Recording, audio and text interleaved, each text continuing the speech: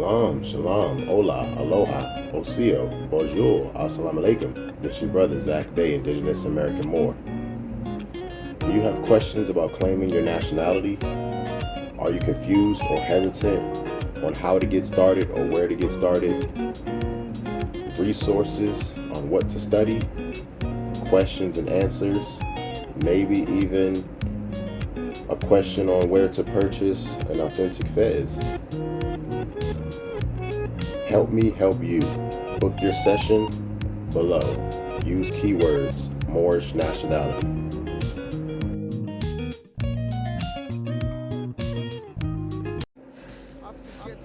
Islam, Shalom, Hola, Aloha, Osio, Bonjour, Assalamu Alaikum. This is your brother Zach Bay, Indigenous American Moor, coming to you live in full effect. Like, share, subscribe to my channel, hit the notification bell down below so you can be notified whenever I'm dropping new content. Leave a comment, interact with me. Thank you, I really do appreciate your viewership. Let's jump into another one. Today I want to speak on the Department of Education and why is it failing? How is it failing? Who is it failing? Because we all know it's failing and it's getting defunded, all right? That's like one of the main things that's being talked about on social media, through the news media, different outlets. It's like an uproar. It's a very, very important conversation, and I'm very happy this conversation is being had. What's going on with the school systems here in the United States? Public education might be getting a huge overhaul. Defunding is going on. President Trump has signed an order to try to completely defund public education, but it has to go through the checks and balances, as you might know. So nothing's really set in stone yet, but defunding is going on.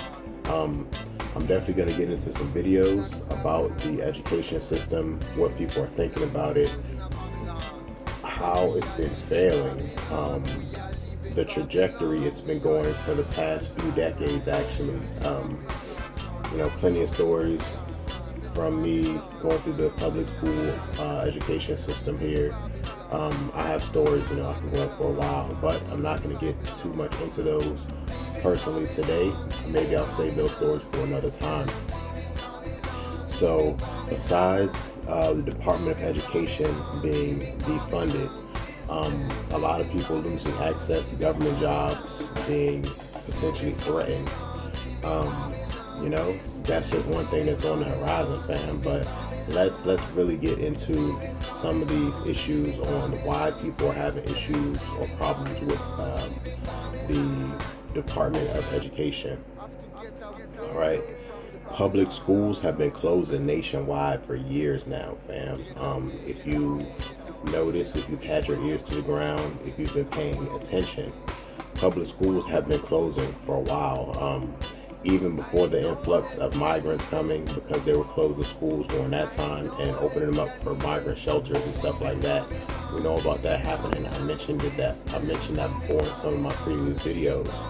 But nationwide, schools have been closing, especially here in the DMV area. That's DC, Maryland, Virginia. Schools have been closing.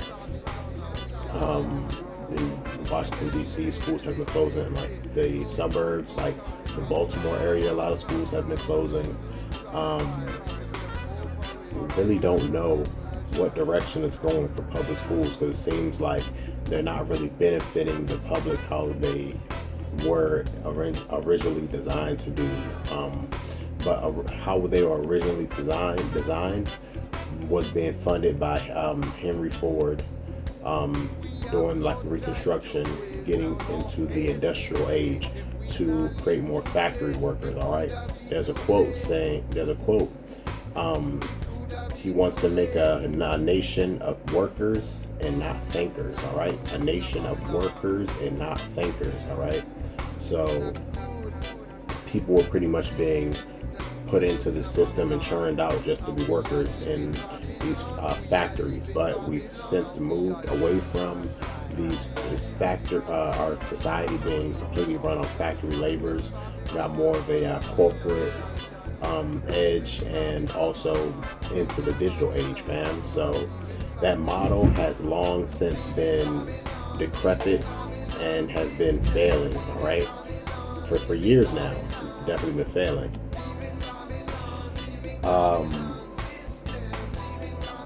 Let's see. Then also, school funding in communities is normally, public school funding is normally based on the community in which the taxes can be levied to fund said school system.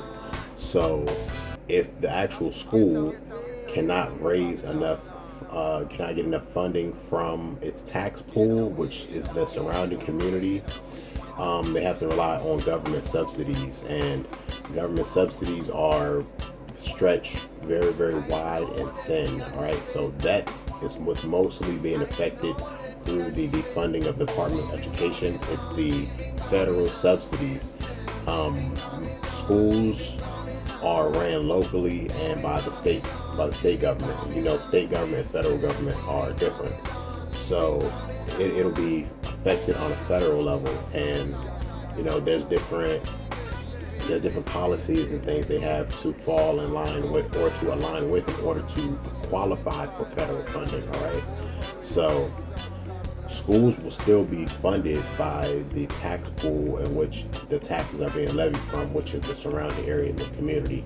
So historically, schools with a more wealthy community can fund a better public school system, i.e. why so-called European Americans or white American schools in those areas tend to be better funded and have better equipment and books and things like that.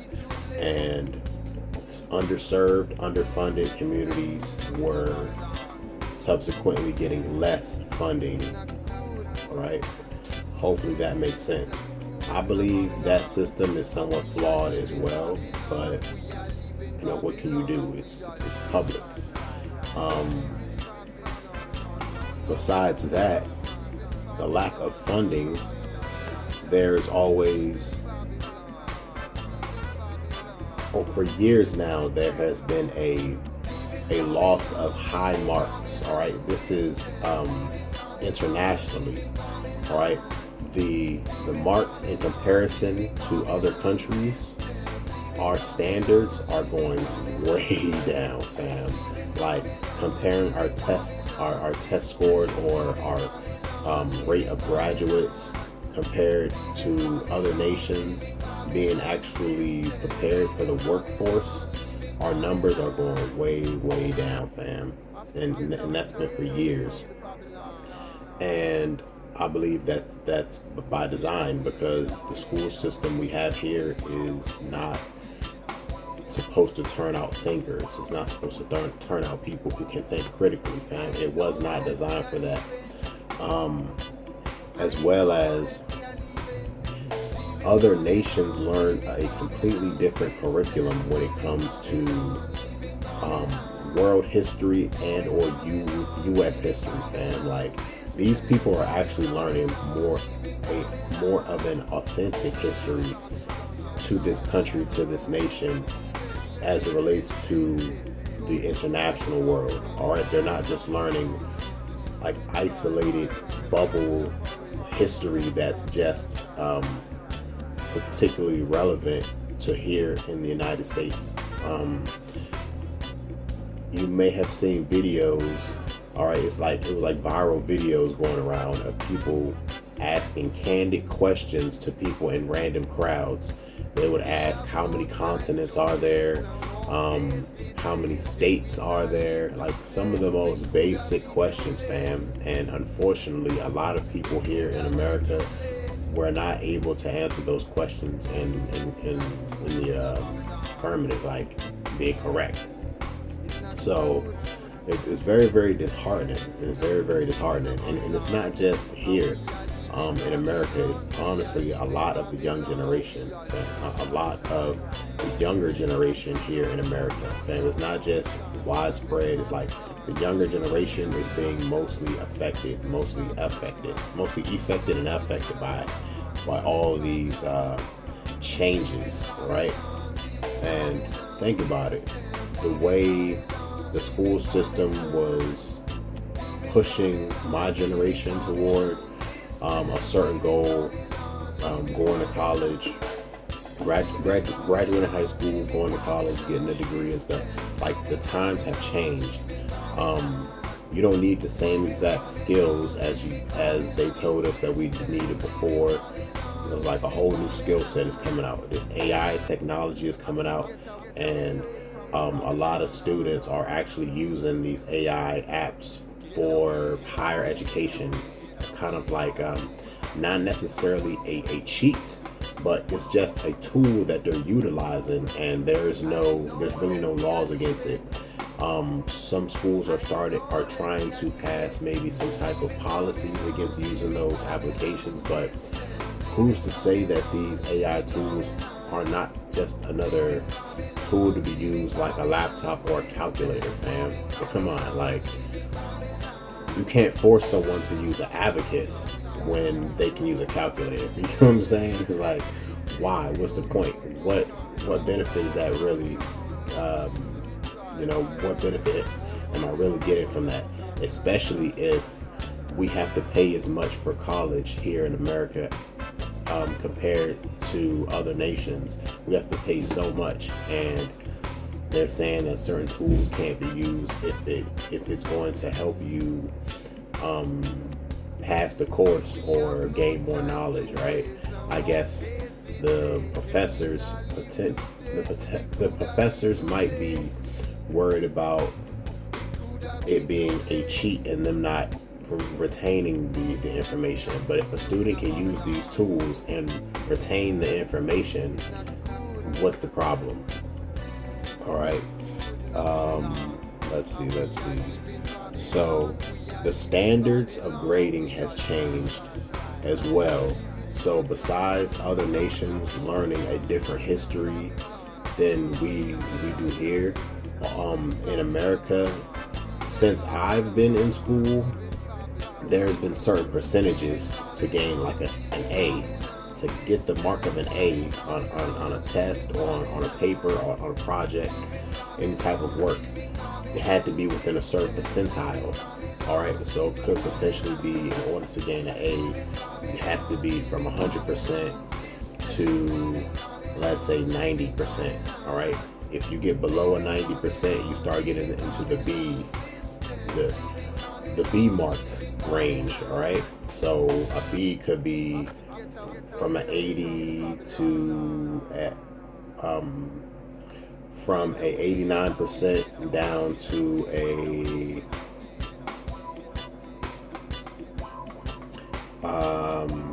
80% or 79%, something like that, right? And as you get lower, the marks continue to get lower.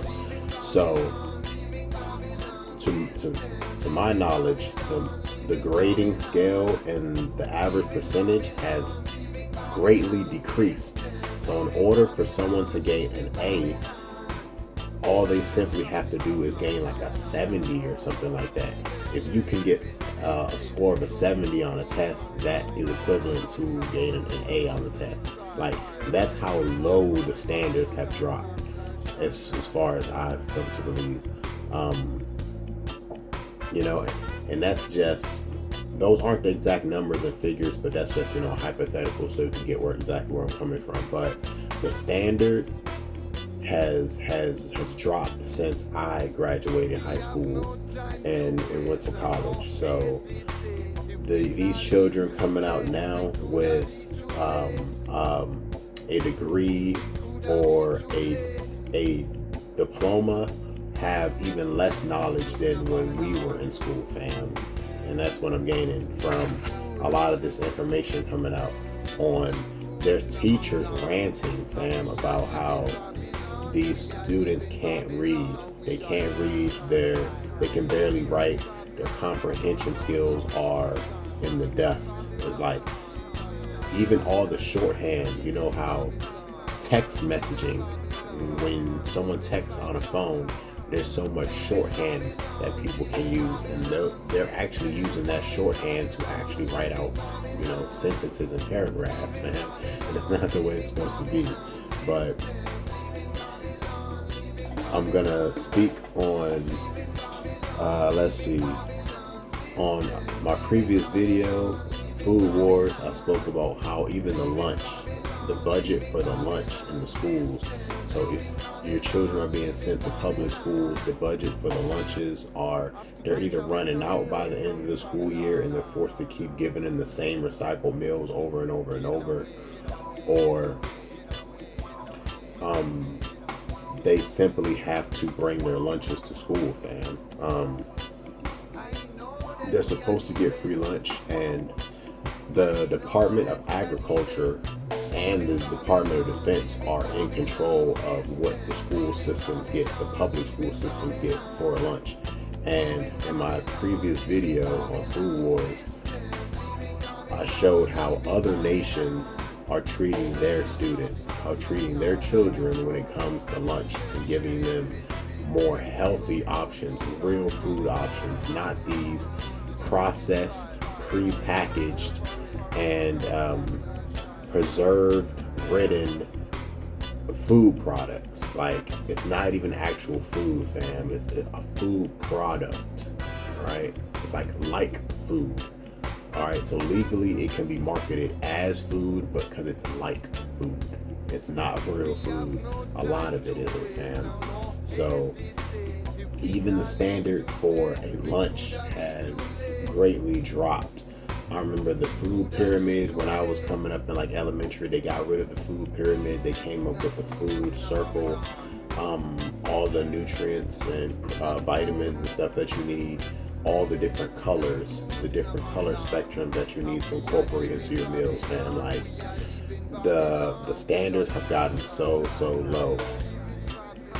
All right, so I'm gonna jump into some videos and then we'll be right back.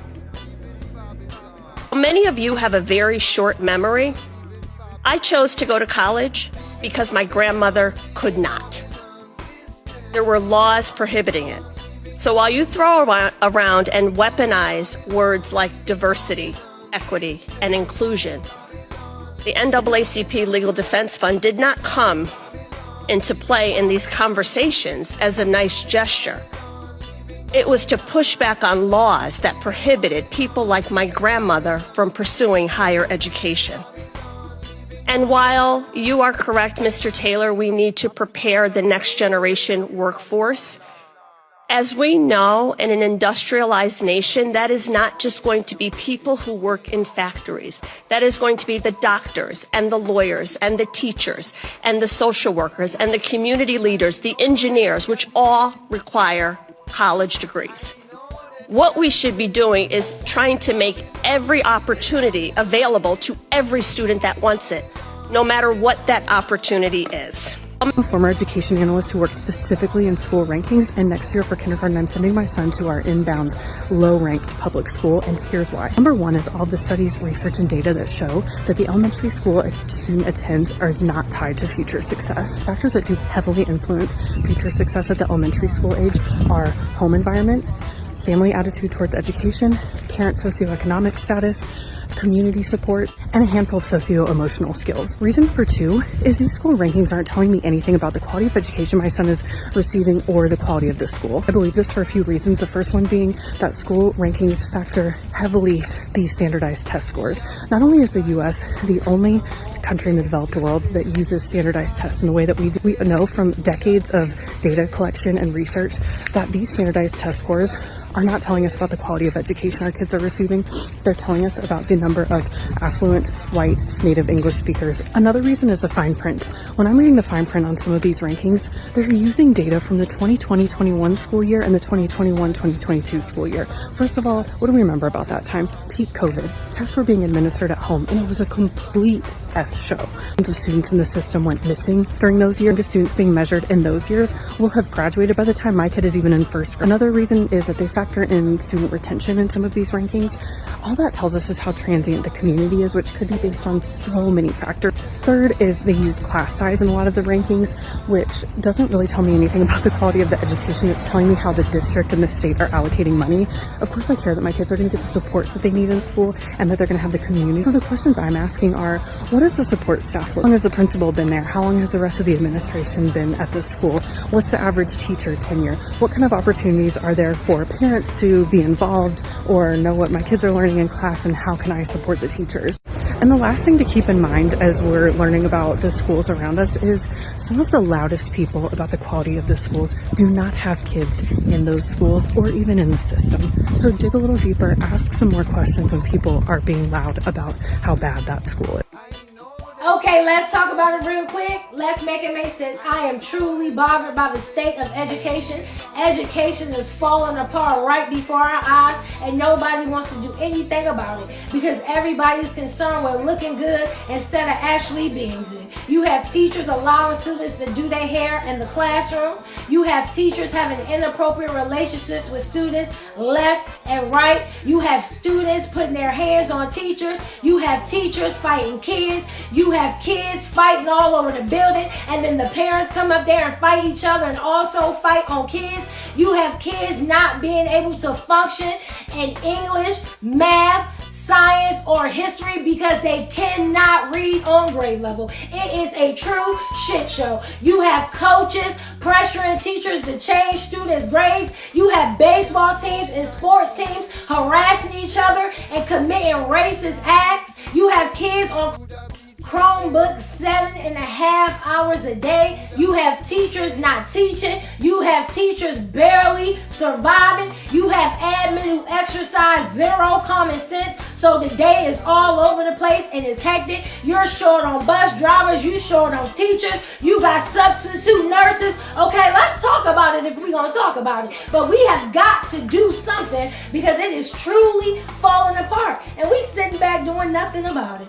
Talking about numbers and data. Make it make sense. School is a scam. 70% of content that is taught in schools is bullshit. If I ask people that what are the core basic principles that you are using in your day-to-day life which you learn from your schools, you will be amazed, not even 30%. And unfortunately, we are not teaching the important things of life. Personal finance, taxation. We are not teaching how to be healthy. We are not teaching how to think independently. Just imagine, 14 साल school में, 5.5 साल college में, एक भी teacher मुझे ऐसा नहीं मिला जो मुझे जरा सा भी इंस्पायर कर सके. In my entire education, the best things that I have learned have been when I was not in my schools or college. 4 साल से 18 साल, 14 years is too longer time to waste. Concise school to 6 to 7 years, then send children to work at a McDonald's. Send children to experience hostility, have them move away from their comfort zone. Until and unless we do that, schools will always be scam. Do you know that German high school students learn about US propaganda in their English courses in high school? Recently, a follower asked to send me a textbook that they use in German 11th to 13th grade English courses to study US propaganda. So like in the United States where we study German World War II propaganda, in Germany they're studying current US propaganda. They cover everything from US exceptionalism to the American dream, and they show German students how US citizens have been led to have a lack of self-critical awareness to how their ideals have failed. I didn't want to believe it at first, but if you Google the name of the textbook and the word Abitur, which is the final stage of German high school, it returns all kinds of study guides and notes. And what really shook me is that on one of these study guides, it says, the US has become a wasteful consumer society of lonely individuals. So if you've ever wondered how some people outside of the US view the US, Right. So I want to actually give a special shout out to a show that shows some of the struggles of the public school system fairly well. It's called Abbott Elementary. All right, check that show out. It's like a comedy. It's like a comedy sitcom. So sit down, you know what I'm saying? Laugh, enjoy it, and it shows some of the realities of like what the public school system goes through in some of the underserved communities, like real issues. Yeah, check that show out. Shout out to Abbott Elementary, great show. I want to speak a little bit about how during the Obama administration there was actually a focus on healthy lunches at school. All right, that was a push in the right direction as far as nourishing underserved communities with like a healthy, nutritious lunch. All right, so we the history of free school lunch actually goes back to the Black Panther Party. All right, so as far as schools not having the correct funding for lunches and stuff like that, that wasn't something that was actually even done originally. The Black Panther Party stepped up and actually started that free breakfast, the free breakfast and lunch programs for schools, fam. To serve underserved, underfunded communities. All right, so the fact that the Obama administration focused on bringing healthy lunches back to schools, I think that was very, very important. And also was focused on exercise and like recess, stuff like that, making sure children stay active, stay mobile, and they can actually, get a chance to actually, move and be active while they're at school instead of just sitting down glued to a seat, because we know all students cannot learn that way, especially male students, all right? Especially boys. So I definitely want to give a special shout out, to the Obama administration for actually pushing some of those initiatives.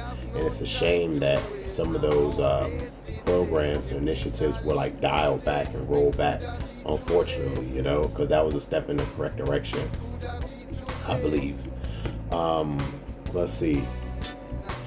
Okay, there was a lot of talk about Black history not being taught in schools, and the defunding to public school systems for talking about stuff like that, anything like racial. First off, I want to say Black history shouldn't even really be a thing. It should all be considered American history, fam. But the reason it was called, and it is called, Black history is because, certain inventors were not given credit. Certain historical events were glazed over and glossed over through the normal curriculum. So our students, our people, our children were not learning about these events, these inventors, because it mostly focused on the advancement and achievements of our people, or even the struggles and the plights of our people, fam. And even if you go back to the old Indian boarding schools, how they taught foreigners the culture of the indigenous people here in the Americas, that's a whole nother thing right there. It's a whole nother video, another topic for a video that I might go in on another time and at a later date. But all this so-called Black history should just be considered American history, fam. We should be given our proper place. But if they're not going to teach this history to our students, it's up to us to learn this history and to teach this history and pass this history on, fam. Like, we can't depend on our oppressors to teach us how to potentially overtake and overcome them, to learn the stories of the past, so history is never repeated. Never again, fam. We have to have a stance. We have to take a stance historically to say never again. We can never again let that happen, all right? It can't just be never again for a certain group of people. For one group of people, we remember all the tragedies that happened to them, but yet the tragedies and travesties and the sheer horrors, all right, that happened here in America, pretty much the American Holocaust, fam. We can never let that happen again. We can never let that take place. So we must learn from our past. We must learn from our ancestors and from the elders, fam. All right. We can't put it all on our oppressors to teach a history that paints them in an ugly light. All right. We can't trust them to teach the correct history, the real history that paints them as the villain, as the bad guy. They're simply not going to do it, and we shouldn't expect them to do it, fam. Honestly, that's the way I'm looking at it. All right, so it's up to us to teach our lineage, our history. It's up to us to pass that on and make sure that those lessons and those struggles are never forgotten and they're never repeated, fam. It's up to us, you know what I'm saying? It's up to our generation and the elders, the ones who are coming up now, the ones who know history, who have some who can connect the dots for some of these children coming up behind us, fam. It's up to us. All right, let's move along here. Let's see. Videos, some of the videos that I'm going to show coming up, there's going to be some teachers ranting about the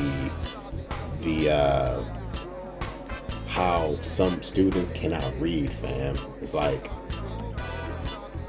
they're several grades behind their reading level. All right, there are several reading levels behind their grade. So if they're in high school and they're in the 8th grade or 9th grade, and they're in high school and they're in the 9th grade, they're only reading at like a 6th grade reading level or even lower, you know. That's very, very bad. And I'm also going to show some videos about how the reading levels are looked at in elementary school as low as the 3rd grade level, and those numbers and those figures are calculated into how many prisons to build. All right, so we have to think about what's going on at this point in history and how the numbers and figures are used when children are in the 3rd grade to project in the future how many more prisons to build, because there will be more illiterate people, fam, out here in the world who cannot read and defend themselves, who won't be able to read a law book, who won't be able to read and comprehend a statute, code, you know, the law. You know, children who can't read cursive, so they won't be able to read the historical documents that we have here, the Bill of Rights, the Declaration of Independence, the United States Constitution. These documents are written in cursive, and they may not be able to read these documents because they're not being taught cursive and they're not being taught how to read and write cursive, fam. This is just something that we took for granted when I was coming up in school.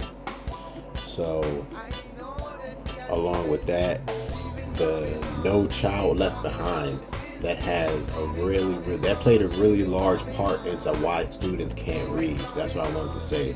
The No Child Left Behind policy is why a lot of these students are being pushed forward, and they're not really learning what they need to learn in order to function out here in society.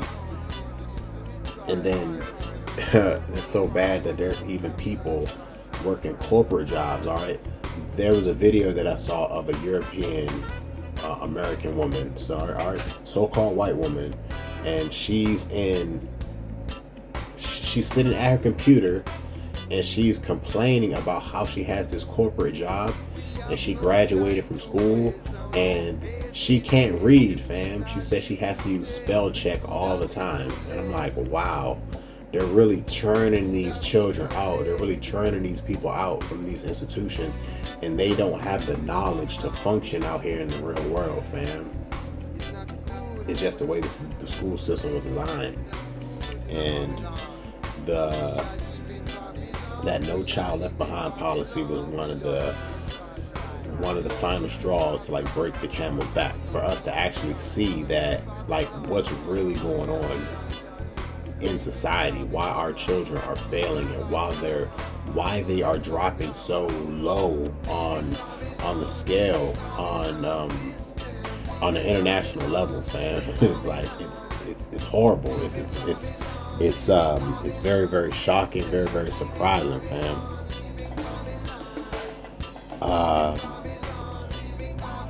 Okay. So before I go into these videos, I want to talk about one more thing. The school to prison pipeline. I'm going to also show videos about the school to prison pipeline. All right.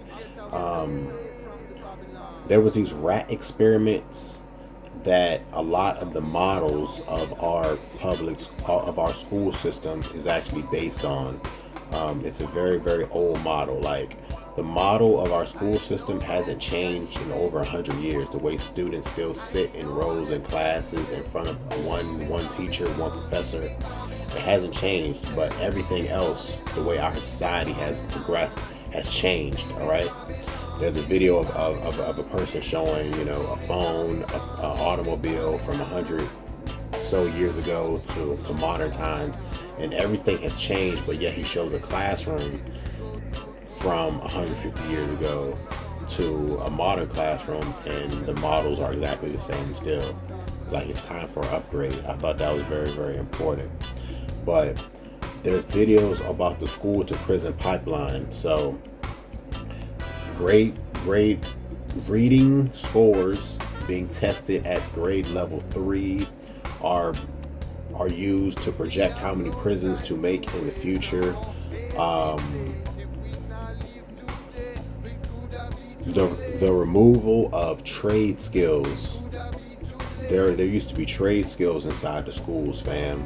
Bricklayer, automotive, auto body, electrician.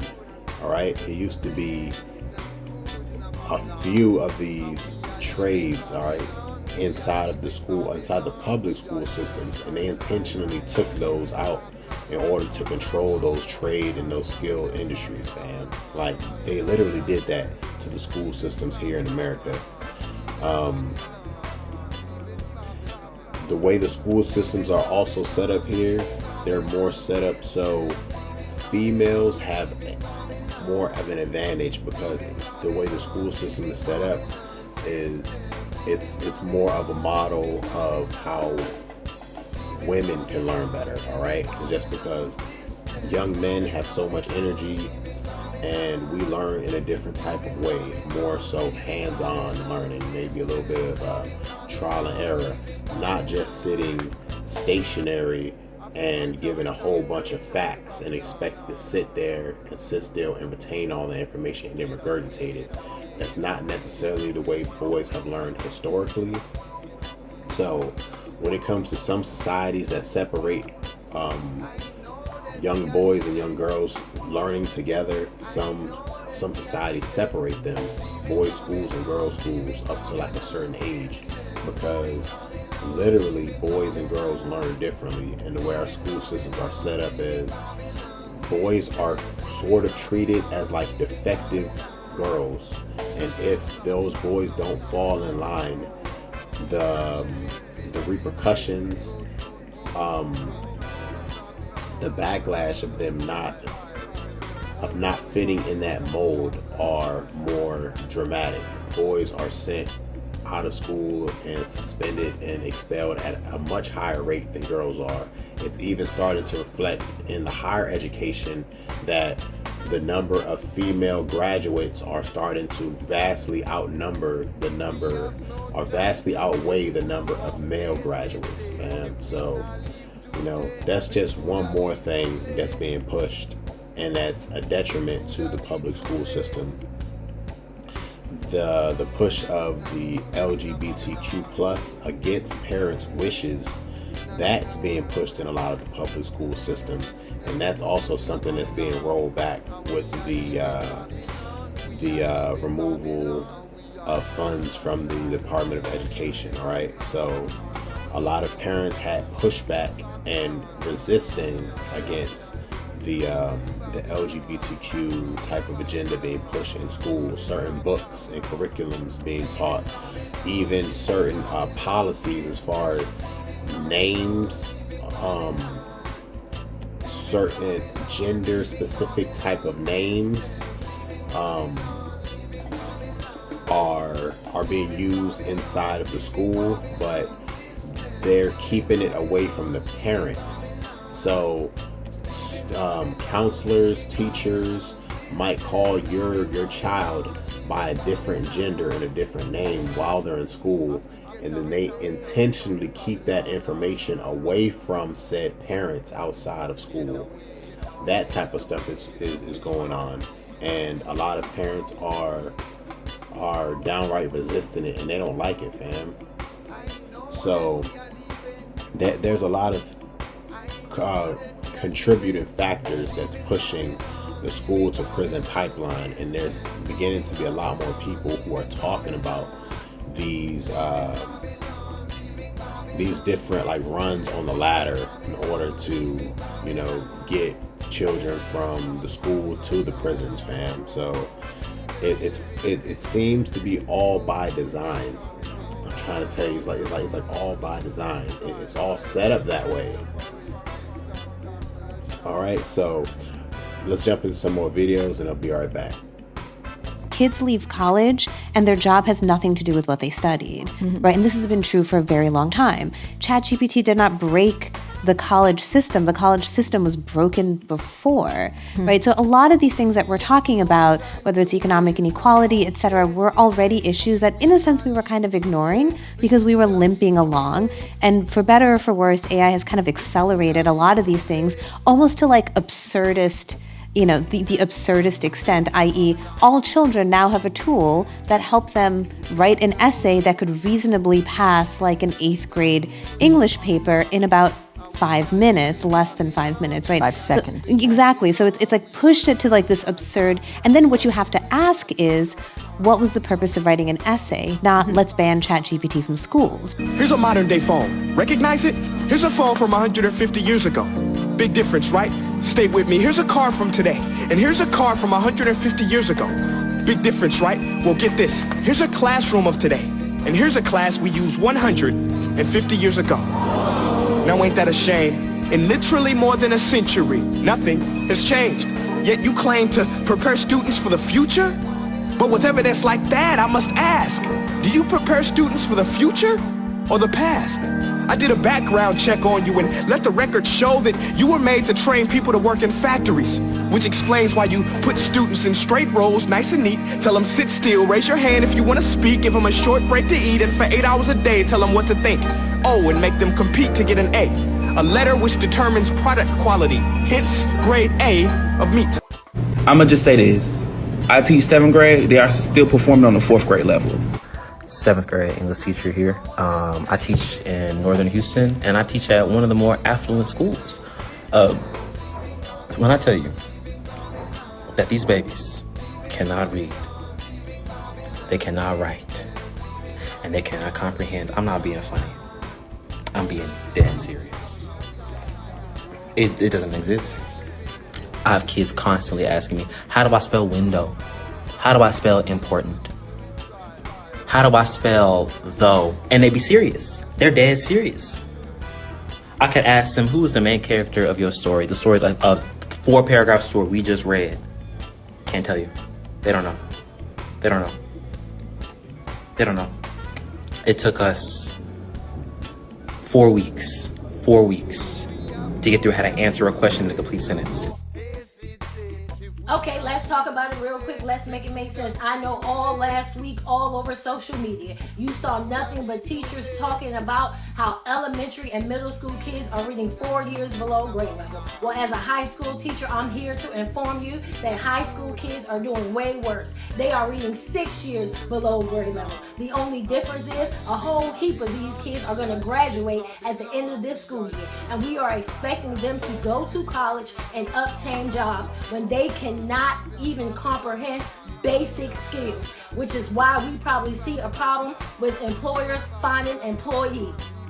There are literally high school kids reading on a 3rd grade reading level, and still states are expecting teachers to prepare kids and have them pass state tests are on or above grade level. See, the issue is schools have dumbed it down for kids. They have made it so easy that kids believe that their only job is to show up and behave. And that should be enough to get a passing grade and to go on to the next grade level. We have a real issue here. And please do not talk to me about graduation rates, because Bugs Bunny could graduate in this era. Make it make sense. According to chalkbeat.org, I was looking at some statistics, and it says here, on reading tests, 72% of Asian American students and 69.5% of white students were on grade level, compared to 40.3% of black students and 39.4% of Latino students. Now, what does that mean? If you're looking at the racial demographics of these numbers, our children, black and brown, are struggling to read on grade level.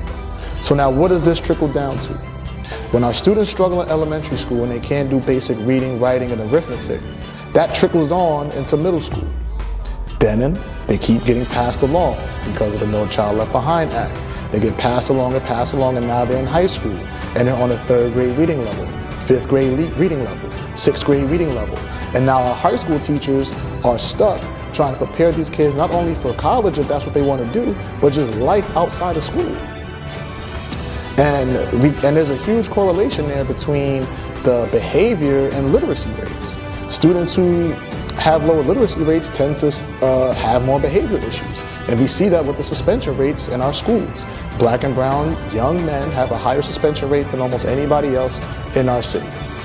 And that's partly because of our low literacy skills. So we have a huge problem here as a community that we need to address. If our kids can't read and write. Today I taught my kids about the school to prison pipeline, as you can see. And I taught them about the school to prison pipeline because I have a really interesting position as their history teacher in Chocolate City in particular. They're impacted by the incarceration system, by violence and poverty and every other piece of America. And I have a position where my job is to give curriculum, information, and perpetuate infrastructure that has shown to damage, harm, hurt my students. So I make a choice, or might make a choice, to do something different, to sort of protect them by not following the district's expectations. So I have a test that they're supposed to take that I'm gonna give to them.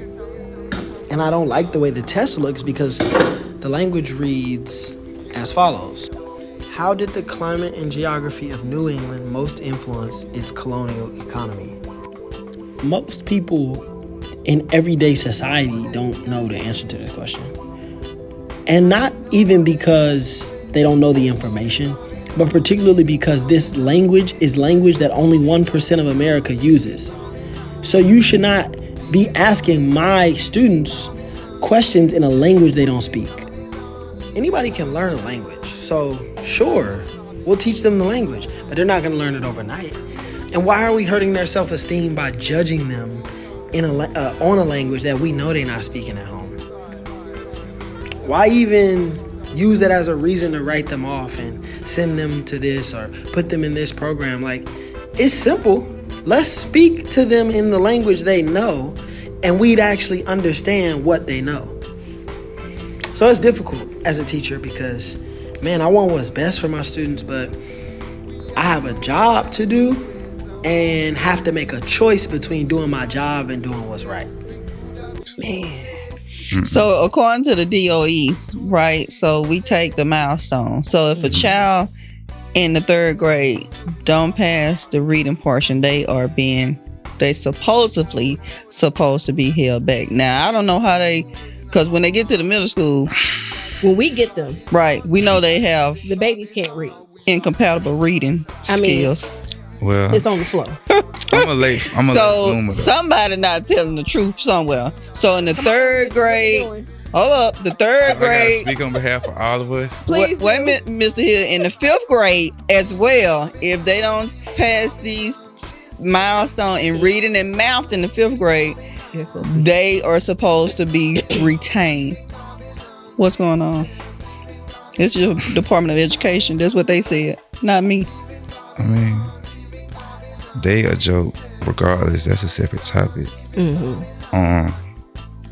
But anyway,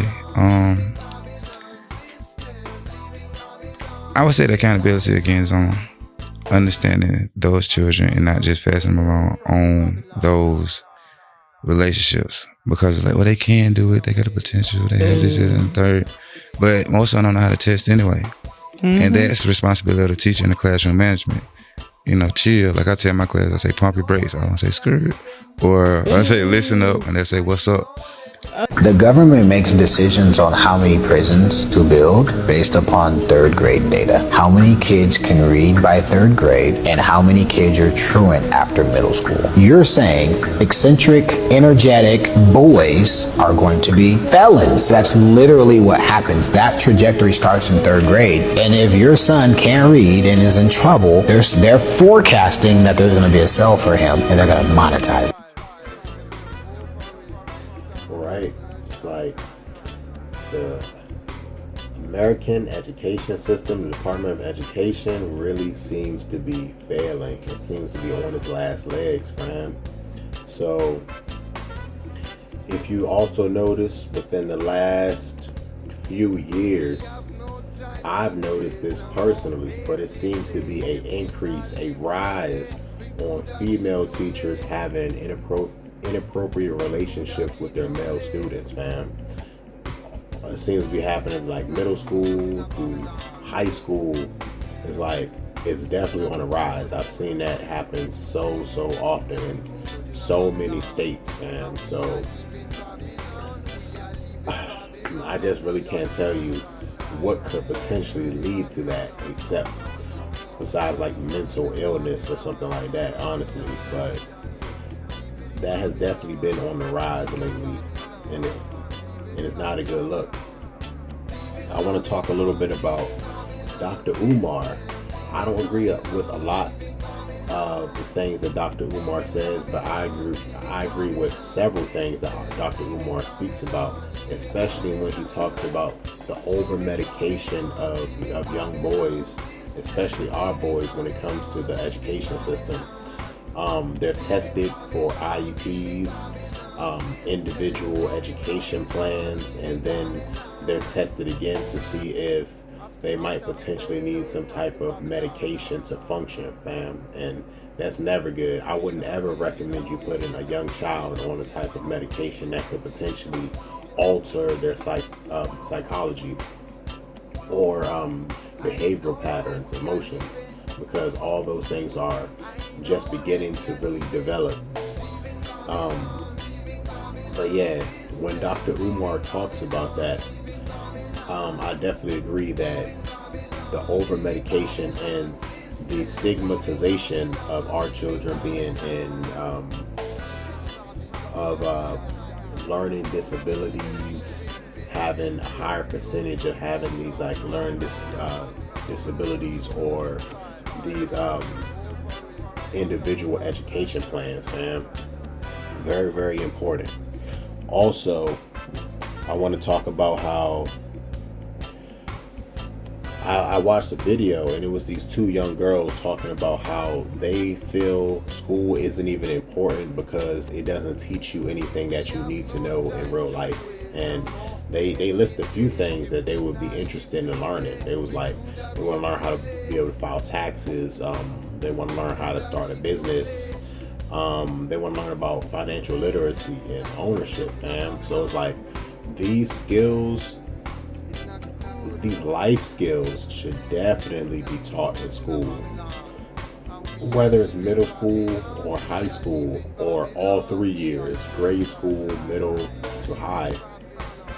I definitely believe that learning how to start a business should be in the curriculum. Learning how to file taxes properly should be in the curriculum. Learning how to be financially literate should be in the curriculum. Learning civics, how our civilization works, and what your place in society could be or should be. We should be learning that. And ownership, fam. We should be learning all these things and more stuff that we actually need in real life, in the real world, to function out here in society and make this world a better place, and make our society a better place. So I want to show a last series of a few videos, and it's going to be more on the lines of homeschooling, because I feel that the push toward homeschool, especially for our community, is one of the biggest things, and one of the biggest positives that we could potentially do. Teaching our children about our own history, about our legacy, teaching our children the skills, the life skills that we know that they will need out here to function in reality. Not filling their head with a whole bunch of stuff that they won't even need. All right, so thank you for joining me.